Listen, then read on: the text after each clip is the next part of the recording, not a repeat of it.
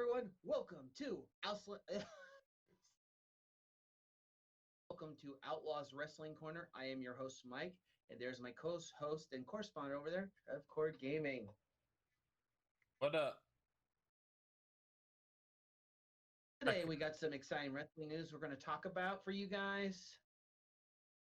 There might be a little bit of Impact news, and we'll do last like we always do, WWE news. This will probably be a short one this week, but we'll give our predictions next week. Because there's nothing. Yeah, but I can give my, advice on something what I think's going to happen. All right, so let's start with our first segment. I'll let you start with your AEW, and I'll do Impact after that, and then we can go eat together and stuff. Actually, I have one really good Impact or AEW. Okay, so what is your AEW correspondent? Core Gaming starts. Well, would you like to see fans back in the arena? Yes. Well, your dreams may come true. Starting in September, AEW is trying to get fans back in the arena by September. Oh, hell yes. You can get yourself a pass and go there, or no? I don't know that far. It'll probably just be in Florida. That's probably it, right? Probably. You don't think they're going to come to Washington, right? Or no? Oh, Hensley and next year. Mass crap. And wow, man, fans in the stands, that's fucking awesome. What? That's pretty awesome, man. Fans in the stands at AEW, that's pretty awesome. September. I'm watching other shows like Impact Wrestling. There's no crowd there. It's so fucking boring. You need the fans. At least WWE's doing a little bit better, man. Yeah. At least, yeah, it looks like a hockey arena, but you know what? At least people are going crazy for the match. It sounds like there's actual fans there. So shout out to those people that are doing a pretty good job. And at least you're wearing your masks. And I'm proud of you guys. Keep wearing the masks. They protect you. I know they suck. I mean, when I was walking today, I had my mask up here like this. And if I saw anyone, I just went like this down there. Because I got to breathe too, you know.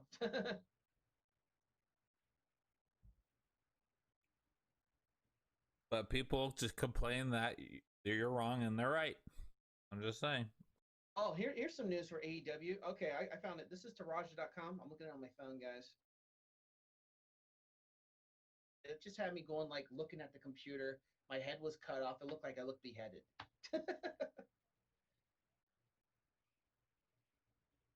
All right, so here's some news.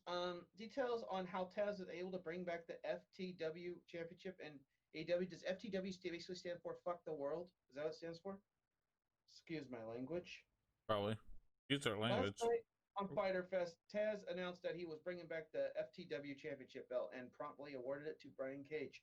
For those wondering how Taz could resurrect this title since he used it in ECW and WWE, bought all of the ECW assets, Mike Johnson reports that while the belt was in use with ECW, it was never actually owned by the promotion, thus did not transfer over to WWE ownership. Well, that's good. The belt was actually designed, created, and owned by Taz, who came up. Hold on. Do we do that? I was watching a video in the music cam. The belt was actually designed, created, and owned by Taz, who also came up with the storyline to introduce the new Sanctioned Championship. Taz also currently holds the copyright on the design and name of the belt, and as a result can use it however he wants in wrestling, including selling replicas or other merchandise related to it. Ooh, pretty interesting. Hold on. I think I saw something over here. Well, EC3 has a goatee now? Wow.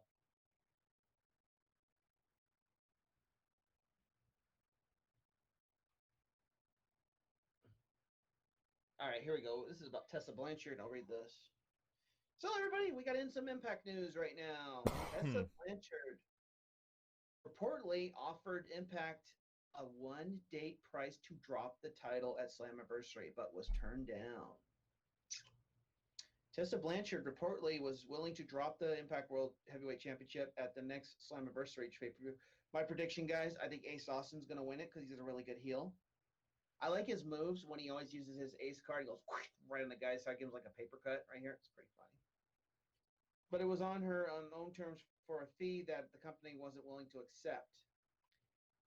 Good old Dave Mesler reports in the latest Wrestling Observer newsletter that it was true that Tessa didn't want to travel from her home base in Mexico to the United States during the COVID-19 global pandemic. However, the non-former champion did make a one-date prime offer to drop the title, but Impact didn't accept, instead dropping to fire her days before her contract expired, and therein stripped her of the title. According to Mesler, her boyfriend Doggett still wants to work with the company, and Impact doesn't think Blanchard's situation will be trouble for his situation. Oh, that's good right there.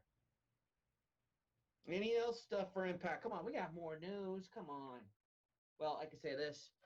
Shout out to one of my followers on Twitter, Ken frickin' Shamrock, the world's most dangerous man.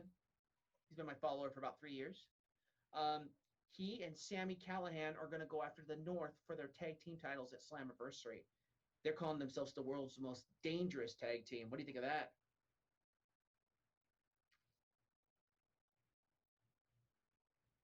What do you think of that, man? He can. I don't know. Ken Shamrock, I think he needs to retire. Watch out, dude. He might show up at your house, put you in that ankle lock if you get it. Oh, that's fine. That's fine. Go ahead. Okay, here we go. Here's some news. And if you guys saw Heath Slater, I'm hearing Heath Slater's going to actually be going to Impact. He was on one night for the WWE. We'll get to that because I shared this on Pro Wrestling. I don't want him to get pissed off and stuff. So, all right, here's some news for Impact. So I heard Heath Slater's going to probably be going to Impact to be with his buddy. Who do you think he's going to want to tag team with in Impact? Name somebody that left WWE and he's with Impact now. Name one guy. He was tag team titles with. He liked to eat crackers. He loved his Cheez Whiz. What do you think I'm talking about? Oh, Rhino. Yes, Rhino. Okay, so let's go over here right here. So this is probably my last for the Impact news, and then that's probably much it. Okay, so at least 3 stars are coming to Impact for Slammiversary. Only one episode of Impact Wrestling remaining before Slammiversary on July 18th. Impact's talent teases over the past few weeks became a little clearer last night when they showed that we will be seeing at least 3 surprise entrances. Their identities remain a mystery. Are they a mystery like the hacker on SmackDown? I don't know. The images flashed on the screen of former champs were James Storm, Bully Ray, EC3, Eric Young, Kurt Angle, and I think Chris Sabin. Other wrestlers shown were Amazing Red, Luke Gallows, Carl Anderson, Angelina Love, Velvet Sky, Mike Bennett, Maria Kanellis, and Aces and Eights. And the Bulgarian, could that be Rusev they're talking about when I say the Bulgarian? Canadian and Japanese flags. Bulgarian, I think, hence Rusev, doesn't it? That's been mostly the same list of suspects since the beginning. I believe Love and Sky were new additions, and other than that, I have actually met Velvet Sky and Angelina Love. It was pretty cool meeting them. Getting a picture of them a year ago when they were at Ring of Honor. That was awesome. Other than that, than the obvious Miro Rusev tease, I'm not sure who would be represented by the country flags. The Team Canada gimmick might be flushed after key component Michael Elgin was canned. The real takeaway from the scene was the end with 3 hands for 3 whiskey glasses. That should imply that there will be one new faction looking to wreak havoc on Impact. EC3. And Carl Anderson would be the biggest names to fill that role. The Good Brothers seemed like a lock until they began posting photos with the Young Bucks. What? And call me a liar, anybody? Here's a picture right here. Let me know if you see it really good. Yeah, I saw that picture. Oh, you did? Yeah. Nick Jackson, Gallows, and Anderson all posted the same image. This most likely just a troll job, probably. Gallows has fashioned a braided beard lately. as well as looking jacked in an Impact t-shirt. I'm guessing he didn't undo the braid just for that photo. Gallows and Anderson are also scheduling their own pay-per-view on August 1st. All right, we're almost done. Speaking of another apparent lock to sign with Impact, Heath Slater made a shocking appearance. Sorry, he said Raw. He was squashed by McIntyre, of course. And if it was the Booker man for Impact, I would tear up Slater's potential contract after seeing that. How are you going to rebuild with the freshness of a jobber sink still attached to his name? What does it say about your own promotion if Slater comes in and finds success? Returning stars may not be limited to just men. Madison Rayne also announced her return to the ring for the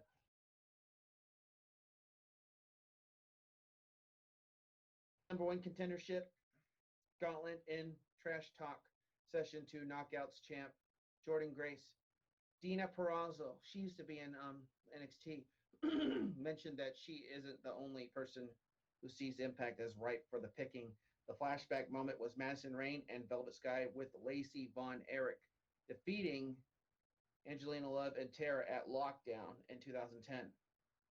They must have been shown for a reason, which could be a hint for the returns. Love and Sky as the beautiful people.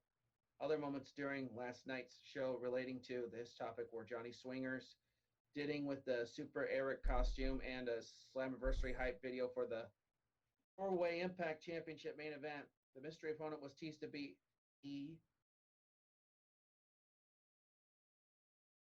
Bully Ray, Angle, Kurt Hawkins. Kurt Hawkins, what? Mr. Anderson and Sting. Sting? That'd be funny. Sting. And Sting's the champion once again. How old? How old is Sting? XT. You think he could be the Impact World Champion or no?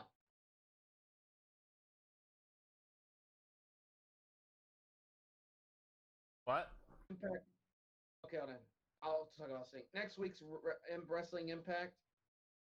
Next week's Impact Wrestling. We'll just keep this unedited. I don't care. Will be the go home show to the pay-per-view. I'm expecting to a big pop for the closing scene to motivate fans to purchase Slammiversary. Who are your picks as to the owners of those three hands? Would you be excited for a return of the beautiful people? Oh, definitely. Who do you think is supposed to be represented by the images of the Canadian and Japanese flags? What happened to your video? You say? Oh, never mind. Be back. All right, so Sting. They're saying Sting could possibly be in that match. Win the Impact World Championship or no? What? You think Sting's going to win the Impact World Championship and be in the Fatal 4-Way or no? No. If he did, that'd be stupid, wouldn't it? Yeah. Why would he return? And Sting is the new Impact World Champion at 60 years old. Oh. I thought you retired, Sting. I thought Rollins retired you. Then Rollins will come back and says, "We need another match, Sting. You're my hero." And all right, this out. And Slammiversary looks excited. I'll go over my predictions, so I think we'll win next week. I guess we'll be doing wrestling predictions next week. That might make it a little longer podcast. You don't like doing predictions next week, do you? Isn't that funny? Slammiversary is the 18th, and then the 19th you got Extreme Rules.